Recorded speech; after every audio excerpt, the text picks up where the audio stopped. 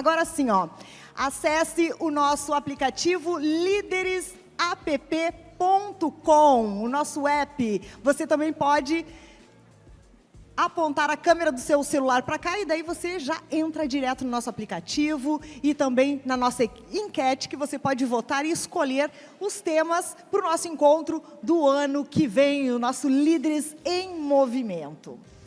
E agora, imagine um mundo onde as palavras têm o poder de transcender barreiras, conectar mentes e corações e até mesmo mover montanhas. Isso é o que acontece quando líderes habilidosos se tornam mestres na arte de contar histórias.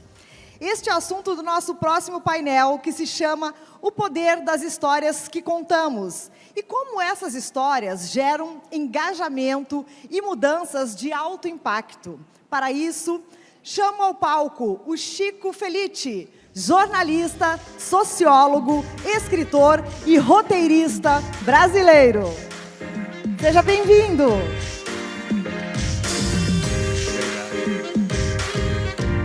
Convido também Alma André Castilho, publicitário, cineasta e escritor, CEO da Alma.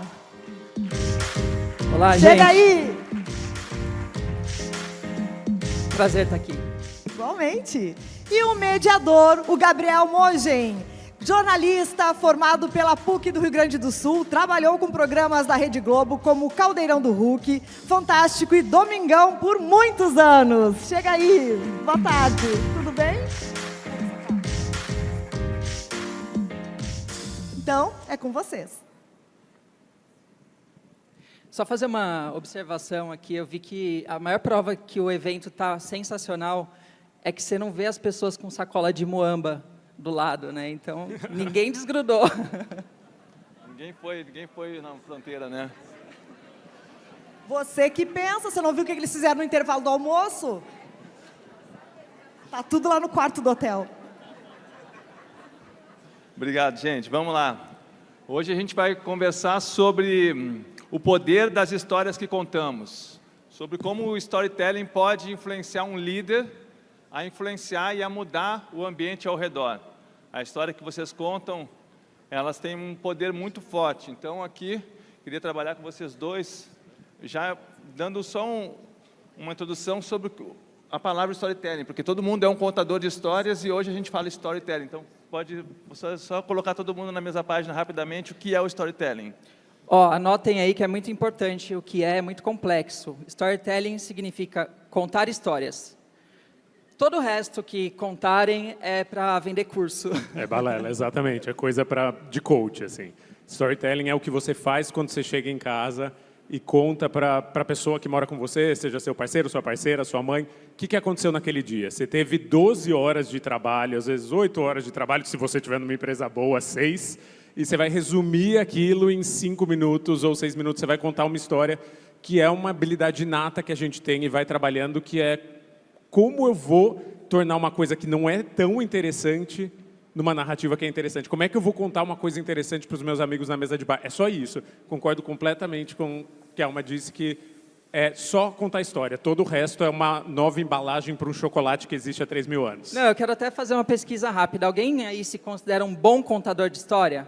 Levanta a mão. Alguém já inventou alguma desculpa para não ir num casamento? Para não ir trabalhar. Para não ir trabalhar. Sinceridade, ninguém está sendo filmado aqui. O RH não está aqui.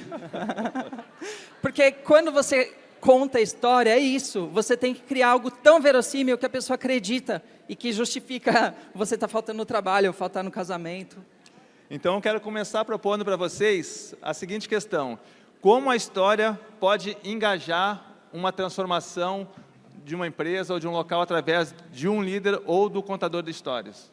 Cara, eu sou suspeito para falar disso porque eu sou entusiasta real, assim, de boas histórias. Eu acho um tesão quando as pessoas ouvem uma coisa que eu faço ou leem uma coisa que eu faço, isso repercute, e acho que todo mundo aqui também gosta de ser a alegria da festa, ou gosta de ter uma boa reação quando conta alguma coisa num bar, ou quando tem um projeto bem sucedido na empresa, que nada mais é do que uma história que você colocou de pé, uma ficção que você criou e projetou e criou de pé. E eu dou um exemplo que veio da minha carreira muito profissionalmente, que eu nunca achei que fosse acontecer, que é eu fiquei obcecado pela minha vizinha. Eu mudei de bairro, daí fiquei obcecado por uma vizinha que morava numa mansão em Pandarecos, uma casa abandonada mesmo, assim, o lugar estava para cair. E eu fiquei querendo contar a história dela para saber quem ela era, uma velhinha que morava naquela casa, e descobri que ela tinha fugido do FBI porque ela tinha sido acusada de escravizar uma pessoa nos Estados Unidos. E daí, com isso, eu fiz um podcast que chamava justamente A Mulher da Casa Abandonada, é óbvio, porque ela era a Mulher da Casa Abandonada, e deu um bafafá, deu um furdunço da Atena com um helicóptero em cima, a Luísa Mel arrancando uns cachorros da mão da... Enfim, a coisa saiu do controle, mas mesmo no momento que eu estava mais preocupado que tinha saído do controle, foi quando começaram a sair os casos de denúncia de suspeita de trabalho análogo à escravidão doméstica no Brasil, e por causa do burburinho, não por causa do podcast, não por causa da história, porque as pessoas estavam contando aquela história. Tinha triplicado o número de denúncia de suspeita de trabalho análogo à escravidão doméstica no Brasil. Então, isso, para mim, mostra... O mundo é feito de história, o mundo é feito de cimento, sim, de asfalto também, mas o que a gente pensa, como a gente age e a nossa percepção do mundo é toda feita de uns tijolos invisíveis que são histórias e como a gente entende o mundo, porque é através das histórias que a gente vai, vamos dizer, dilapidando essa lente que a gente vê o mundo. Então, naquele momento, estava se falando muito de escravidão doméstica contemporânea. E, por causa disso, houve uma mudança no Brasil. As pessoas começaram a perceber. Uma jovem me escreveu dizendo: eu tenho 15 anos e depois de ouvir o podcast, eu entendi que a funcionária da minha avó não era uma empregada doméstica, era uma pessoa escravizada. Então, se isso não é mudar o ponto de vista de alguém, eu não sei o que é. Assim, mas tem tantos outros exemplos, mesmo de comercial, mesmo de histórias que são feitas por empresas ou pelo terceiro setor. É isso. Assim, para mim, uma história é criar interesse, criar discussão em cima de um tema, com uma coisa que seja interessante, que é meio difícil de definir, mas existe isso, assim, a qualidade de ser interessante. Eu acho que nessa história que você mostrou, Chico, ela tem um elemento que é único. É uma história que tem um enredo surpreendente, que aposto que você não tinha noção quando a tua curiosidade não foi por isso. Nenhuma. Eu achei que eu fosse ajudar a velhinha que estava na casa, coitada. Sim. Era altruísta no começo, juro. E aí eu queria pegar esse gancho, Alma, e passar para você a seguinte questão. A autenticidade da história, ela tem qual o papel dela no sucesso dessa história? Bom, nem todo líder fugiu do FBI e tem essa história para contar para as pessoas que é tão interessante e que para o churrasco da família. Então, a autenticidade, ela gera uma conexão mesmo. Agora, pegando o gancho do painel anterior, que foi falado de autoconhecimento, eu vejo que é super importante o líder saber quem ele é e ter segurança de quem ele é, de não querer imprimir um tipo de líder que não é ele, de se espelhar num cara lá da Forbes e falar: eu quero ser como esse cara e vou tentar contar a minha história para ser igual a esse cara. Eu quero ser o Elon Musk, o Steve Jobs. Não, você tem uma história que é sua, que o Steve Jobs não teve, que o Elon Musk não teve, e não é porque o cara é bilionário que a sua história vale menos. Simplesmente o cara sabe contar a história dele, e não é só por isso que ele é bilionário, claro, mas também, né, contar a história. Então, é você se apropriar de quem você é, de você saber qual é a sua verdade, e não ter medo de perder alguns e ganhar outros. Quando a gente fala de cinema, de entretenimento, tem gente que se conecta com filme de terror, tem gente que se conecta com comédia. Você não pode fazer uma comédia para tentar pegar o público do terror, porque senão fica ali no meio termo. Então, você conhecer quem é o seu público e trazer e lembrar, né, principalmente o líder, que é o líder fundador, a origem, o que me fez querer ter essa empresa, e trazer isso. Às vezes a gente acha que a nossa história não vale tanto, mas quando alguém conhece o porquê de você ter fundado aquela empresa, aquilo faz muito mais sentido, porque não se trata do produto que você está vendendo, se trata de apoiar a sua história. Você precisa ir juntando pessoas, com todo mundo que você fala, você tem que ir contando a sua história de formas diferentes. Eu só para aproveitar o gancho aqui, concordo 100% com o que você disse e imagino que as pessoas tenham muito medo da internet. A internet é uma coisa muito assustadora e muito indomável, e eu vejo muito em ambiente corporativo, quando eu vou falar em empresa ou quando eu vou falar com o departamento de marketing, as pessoas têm medo de internet. E a única dica que eu aprendi em 20 anos de internet, que eu amo a internet, é que a internet fareja mentira do outro lado da rua. Fareja discurso pronto, fareja... E nisso eu concordo muito com o que você disse. Assim, é preciso saber quem você é, seja como pessoa, seja como ONG, seja como mesmo órgão governamental, e como transparecer essa verdade. Como contar uma história que seja de verdade, que não seja caô, e que as pessoas vão se identificar e vão se aproximar, porque nada mais acessível e nada mais as pessoas vão se ver contempladas naquilo do que dizer a verdade, sabe? Acho que nós estamos numa era em que já foi o tempo do grande planejamento e das grandes campanhas para ludibriar ou para levar para algum lugar. Eu acho que agora a verdade vale o peso dela em ouro na comunicação, em qualquer campo da comunicação. Não falo só de empresa, falo de jornalismo, falo de documentário. Hoje em dia nós vivemos numa área em que a verdade é um dos maiores assets, é uma das coisas mais valiosas que existe. Agora, uma empresa ela consegue ter o domínio sobre onde essa história vai parar. Por exemplo, aqui a gente tem um publicitário e um jornalista. Ele acabou de contar a história do podcast que ele não tinha dimensão de onde ia parar. Você, quando faz uma campanha, quando pensa, é uma coisa planejada, com uma empresa. Qual é o limite aqui entre vocês dois? Vai ser rinha aqui, vamos montar um ringue aqui e vamos sair na mão. Para as empresas, tipo assim, precisa de verdade, precisa de planejamento. Eu vou contrabalancear o caso dele, contando um caso breve que aconteceu comigo. Eu atendo marcas, crio filmes para marcas, conto histórias para marcas.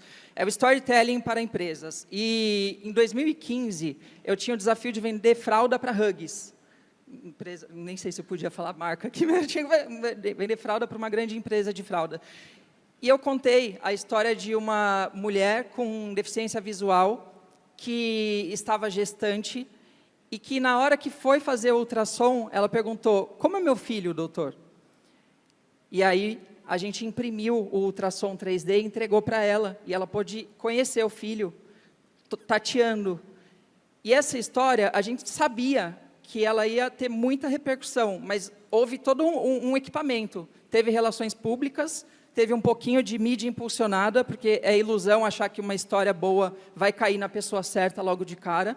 Mas essa história rodou o mundo. Saiu na revista Time, falando assim, e é assim que uma marca de fralda faz você chorar. E até hoje, quase 10 anos depois, ainda eu recebo esse vídeo, alguém compartilha esse vídeo. Então, assim, uma história forte, ela pode ser planejada para dar certo. Não digo bombar, porque existem ferramentas para fazer bombar, mas você precisa se conectar com o coração, e se você se conecta com um coração, você pode se conectar com milhões de corações também. Mas quando você criou, você pensou, isso aqui vai fazer a pessoa chorar? Por exemplo, eu trabalhei no Faustão, fazendo o roteiro do Arquivo Confidencial. Para mim, dava certo quando a pessoa chorava. Então, eu tinha Inclusive, que fazer... emprego dos sonhos. Assim, eu sonhava em fazer isso. Assim, te admiro imenso. Aí eu tinha que, tipo a Cláudia Leite, aí tinha que contar a história dela, e eu sabia que na hora que o primeiro empresário ia falar, ela tinha que chorar dela. Abriu a boca, ficou assim, eu digo, ufa, consegui, venci, né, cara? entreguei. Então, você, nesse caso, assim, você pensou nisso? Sim. Diferente da história dele, que ele não pensou no que ia acontecer? É matemático. Na edição, ali era um filme. Você sabe, assim, ó, se solidarizou, aqui tem que chorar. E aí você trabalha na edição para ser aquele momento que vai dar o gatilho, porque senão você tem que sempre pensar na curva de retenção das pessoas, na montanha-russa, que é uma história. Não pode ser uma história linear, onde começa na tragédia e termina numa tragédia maior. Você precisa ter um respiro. Então, você criar essa montanha-russa vai tornando sensacional. E o audiovisual permite que isso aconteça, né? Agora eu vou ser o agente do caos e vou dizer que eu não poderia discordar mais. Que, óbvio, a gente tem alguma noção, e conforme vai ficando velho e vai ganhando traquejo, vai entendendo que história tem mais apelo, que história tem menos, mas é sempre uma noção abstrata que acho que nunca dá muito para concretizar. E outra, você nunca sabe como o público vai receber. E eu acho que o que diferencia uma pessoa, ou uma empresa, ou uma ONG que sabe contar uma história da que não sabe, é ter o traquejo para lidar com as mudanças no caminho. É para ter o traquejo, para saber que as pessoas vão se interessar por uma coisa que você nunca achou que elas fossem se interessar. Então, sei lá, quem faz muito bem isso, por exemplo, dá um exemplo corporativo, é a Pepsi.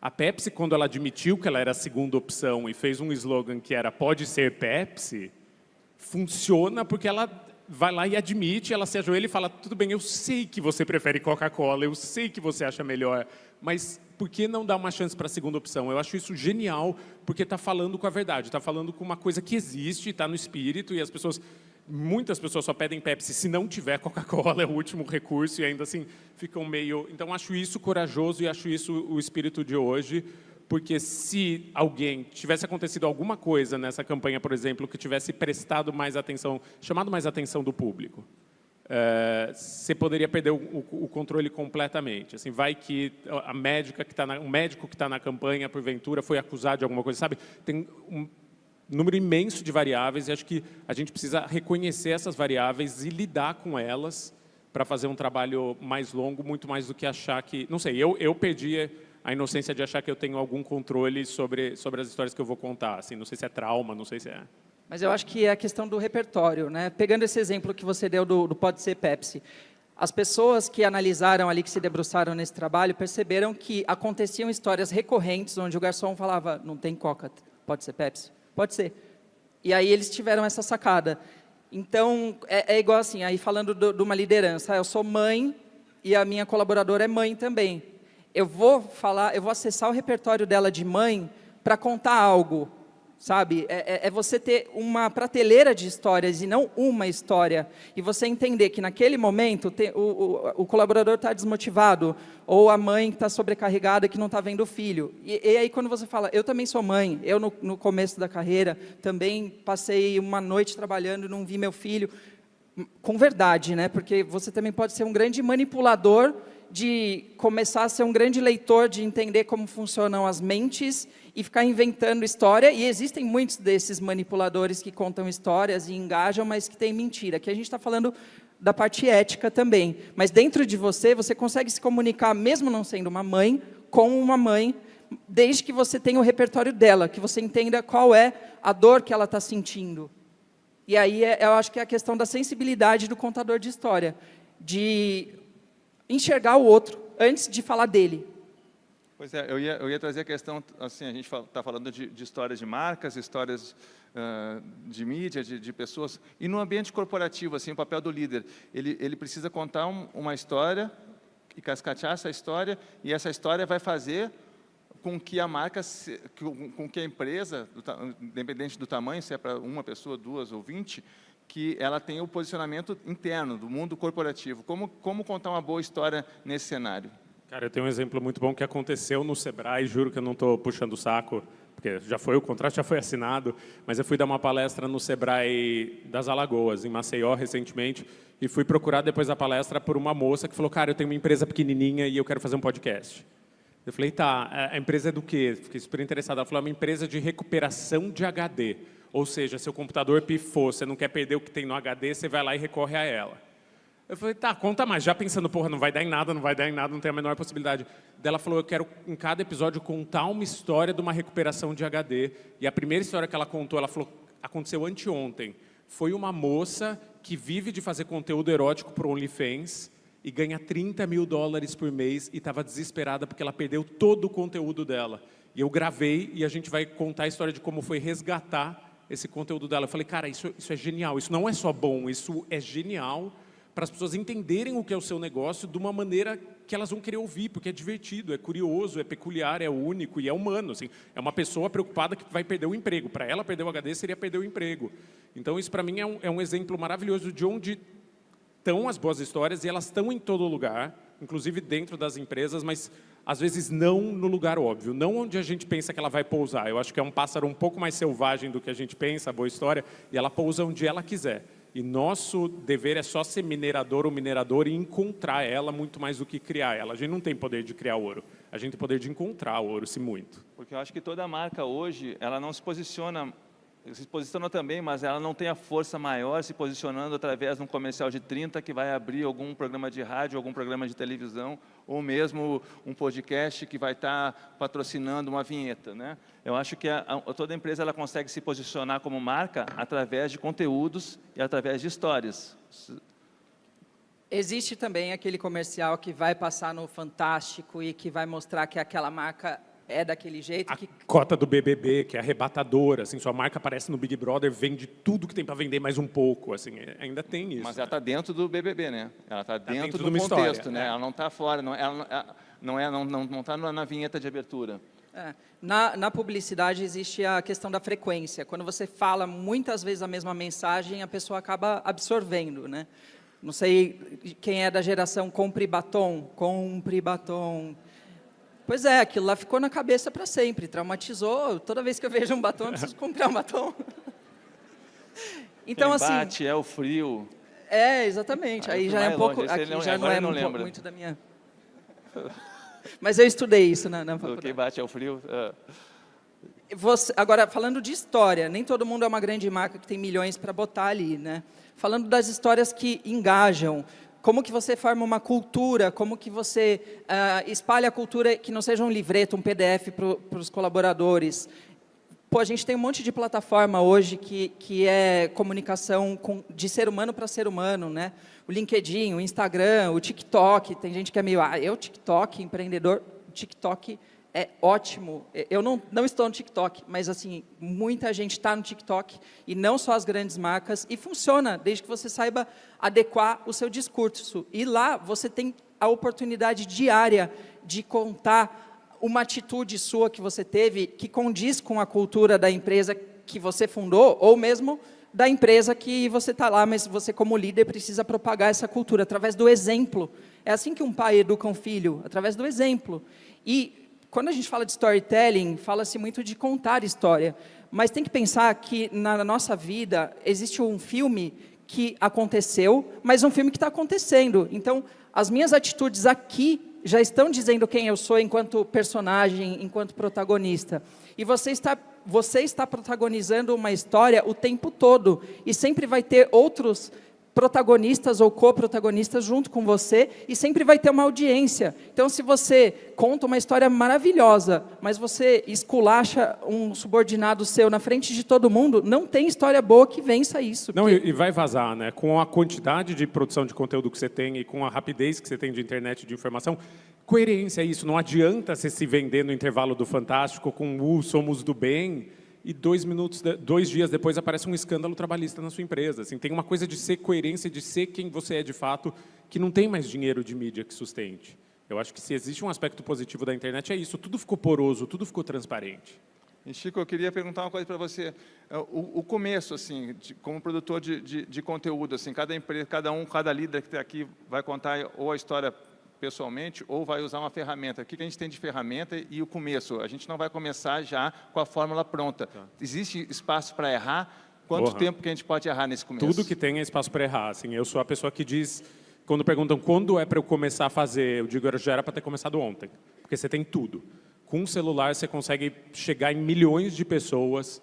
Mas fazer qualquer coisa, você tem todo... não vai ficar ruim? Cara, para mim fazer Não, óbvio que você precisa... É um processo de autoconhecimento, de saber o que eu quero passar, para mim, de mim ou da minha empresa, e como passar isso, aí é tentativa e erro. Então, sei lá, você começa com uma thread no Twitter, uma thread, enfim, uma série de tweets ali para contar uma história. Você pega tweets bobos, assim, falando de coisas que são meio banais, assim, um cara que recentemente encontrou um alçapão na casa dele, daí começou a especular o que tinha no alçapão, e é verdade, assim, isso chegou em milhões de pessoas. Ou você pega um exemplo que me comove muito da semana passada, a Estopinha morreu. A Estopinha, quem é maluco de cachorro, que nem eu sabe quem é, era a cachorra do Rossi lá, que morreu. No dia depois da morte dela, o Maurício de Souza fez um desenho. Sim, óbvio que não foi o Maurício de Souza, foi alguém dos estúdios, Maurício de Souza, da Estopinha no céu, conversando com o Bidu, assim, e eu quase choro só de pensar nisso, assim, eu acredito que o Maurício de Souza é uma pessoa boa, porque aquilo me tocou. E não é que a gente tem o peso do Maurício de Souza, não, ninguém tem, mas a gente pode fazer isso. O que aquilo custou? É literalmente um desenho num papel jogado de graça na internet, que foi visto por milhões de pessoas. No caso da moça do HD, por exemplo, de Maceió, vai ser um áudio que ela vai gravar na casa dela com um celular, e quando eu digo que você consegue fazer podcast com o celular que você tem, você consegue fazer TikTok, Instagram, Twitter, você consegue ter acesso aos 4 cantos da internet, hoje, agora, com o equipamento que você tem. Sim, mas o líder ele precisa, sim, separar um orçamento para isso, para alguém fazer, ou ele pode, se for um pequeno, o cara que está começando, ele próprio ser a cara da própria empresa? Eu acho que numa empresa grande o ideal seria ter alguém que domina a ferramenta, claro, mas numa empresa pequena pode super ser a pessoa, e fica até engraçado se a pessoa reconhecer que aquilo é difícil para ela, se fizer uma coisa mais diferente. Isso é muito popular na internet. Gente com dificuldade de lidar com a produção de conteúdo é um tipo de conteúdo e acaba viralizando também. Então acho que tem espaço para todo mundo, e a questão é, o fracasso não tem peso. Se você fizer hoje um tweet que não chegar em ninguém, ou um reel, ou um vídeo de TikTok, para você que é uma pessoa física, ou uma ONG pequena, uma empresa pequena, isso não vai ter grande dano. Não é um grande investimento. Claro que você vai pegar uma Unilever da vida, óbvio, tudo é amplificado, mas não, para nós, hoje em dia, humanos e pessoas que são pequenos empreendedores e líderes de aspectos menor, assim, de empresas menores ou organizações menores, por que não? Assim? Eu não vejo por que não. E há umas histórias, elas, no caso aqui específico de empresas, pequenas empresas, elas servem apenas para vender o produto, ou o posicionamento da marca, através das histórias, acaba refletindo na venda também? Não, quem tem uma pequena empresa, a empresa é a cara do dono, da dona, do fundador, e aí é o que eu falei, você não está comprando só o produto, você está comprando o sonho. Esses dias eu fui num restaurantinho, um bistrô novo lá em São Paulo, estava vazio. E aí eu conversei com os proprietários, tal, e eu sou pequeno empreendedor também. Aliás, obrigado, Sebrae, porque me ajudou muito na minha jornada. As pessoas precisam comprar a história deles. Por que eles abriram esse restaurante? Por que eles insistem todo dia? Sabe? De saber que o cara tem uma filha, de entender quais são os valores dele. E a comida, óbvio, tem que ser muito boa.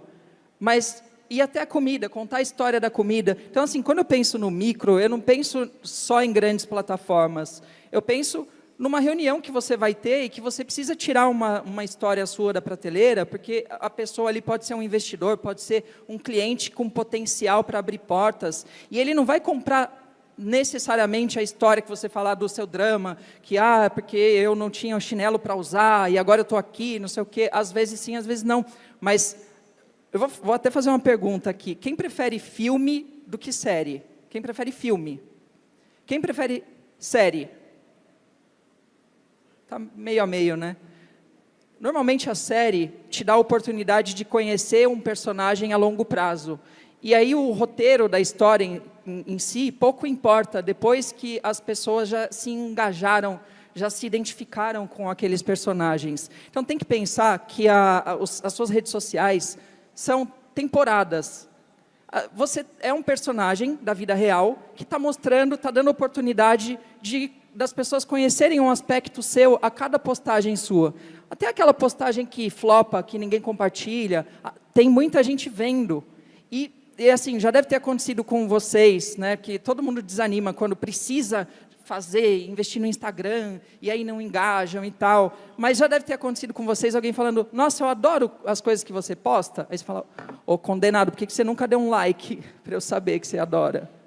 Então, assim, é continuar contando e mostrando quem é você, porque você vai atraindo aos poucos. As pessoas gostam da sua jornada. Hoje em dia, a gente tem essa possibilidade. A gente está se conhecendo aqui, mas a gente vai se acompanhar nas redes sociais, e daqui 10 anos eu vou te conhecer muito melhor do que hoje que a gente está aqui. Sim. A gente está com o nosso tempo já indo, foi muito rápido, não deu tempo de contar história nenhuma, cara. Não falamos nada. Foi um tweet, Foi praticamente. um tweet, praticamente, esse painel aqui. Eu queria, assim, pegar um recado, assim, que se possa passar para os líderes, cara, nesse momento aqui de encerramento. Cara, eu bato muito na mesma tecla, mas não custa dizer, assim, não tenhamos medo da internet, e a única coisa que a internet exige da gente é sinceridade, assim. É saber quem somos, tanto pessoa física quanto empresa ou ONG, e falar daquilo que te interessa, daquilo que te toca de verdade, daquilo que você consegue falar de verdade, não fingir que isso é outra coisa. A pior coisa que pode ser é macaquear, é tentar fingir o que o Alma falou, assim, é colocar a gola rolê do Steve Jobs e fingir que é o Steve Jobs. Não, você não é o Steve Jobs. Assim, você é a moça que abriu uma loja de bolo em Diadema. Assim, reconheça isso, parta disso, que você vai chegar em muita gente, porque muita gente vai se conectar com aquilo. Assim, acho que é de verdade, e é difícil dizer isso para empresas, porque a empresa, quanto maior a empresa, mais estruturado é, mais difícil é, mais reunião precisa ter a respeito das coisas e mais as coisas perdem alma. Tendem a perder a alma, desculpa o trocadilho, mas seja autenticidade, é o que vocês falaram, é autenticidade, é ser quem você realmente é em público, que aquilo vai conquistar um número maior ou menor de pessoas, você vai conseguir reconhecimento. Interessante que isso vale para tudo, né? Vale tanto para a empresa, como para a ficção, como Vale, para o cara. documentário, No como final, para o personagem, na construção de um eu acho que personagem, né? No final, a gente está passando por um processo, não estou avaliando se é bom ou não, mas de até humanização de marca, assim. Você tem hoje relação com marca que você, como se fosse uma pessoa, como se fosse uma diva pop, assim. Acho que a maneira que a gente se comunica mudou e passa por isso, assim, passa em ter tipo o seu predileto e o que você não gosta tanto e torcer por um. Torcer por marca é uma coisa muito pós-capitalista, mas existe. Sim. E não Alma? querer contar uma história perfeita. Ter a autenticidade, não ter medo de mostrar vulnerabilidade, de mostrar as suas falhas, sabe? Eu fui aquele que esculachou o funcionário e o vídeo viralizou e agora o mundo me conhece como uma pessoa escrota. Seja a pessoa que reconhece que foi essa pessoa e que agora aprendeu muito com isso e que vai agir diferente, sabe? Encontre também quem você quer, que tipo de referência você quer ser. Porque muitas vezes a gente não se vê representado no empreendedorismo, né? A gente fala, mas aquela pessoa é privilegiada, mas é que eu tive a minha dificuldade. Não esconda essa sua história, a sua origem. Eu tenho gênero fluido, e por muito tempo eu escondia isso, porque eu achava assim, eu vou perder contrato se eu falar disso, não vão mais me chamar, e não sei o quê. Porque eu não via uma referência. Eu falava assim, uma pessoa assim não pode estar num palco, não pode ser uma referência. E, na verdade, não. É um espaço que precisa ser ocupado. E eu tenho certeza que dentro de você existe um espaço que só você pode ocupar. Então, ocupe esse espaço, porque não se trata só de lucrar, mas de fazer a diferença no mundo. E fazer a diferença no mundo é mostrar quem é você, mostrar a sua verdade. Tá certo, gente. Eu gostaria de pedir um aplauso. Perfeito, em cima do tempo. Se vocês vissem, foi uma corrida, assim, Travado. cravou em zero, foi tipo... Arrasou. 30 anos de televisão, né? Acabou a hora de Foi começar, né? maravilhoso. Assim. Deixa eu oferecer uma coisa que eu tinha perguntado. Eu quero oferecer 10 consultorias para quem estiver participando aqui. Me adiciona lá no Alma André Castilho no LinkedIn. Eu vou oferecer 10 consultorias para quem tiver online ou presencial. Beleza? Tá, joia. Obrigado. Valeu, eu não vou oferecer nada a não ser minha DM. Quem que precisar de aconselhamento e tal, tem em mim um amigo. Tá certo, gente. Obrigado mais uma vez. Obrigado, Alma. Obrigado, Chico. Obrigado, segue. gente. Valeu.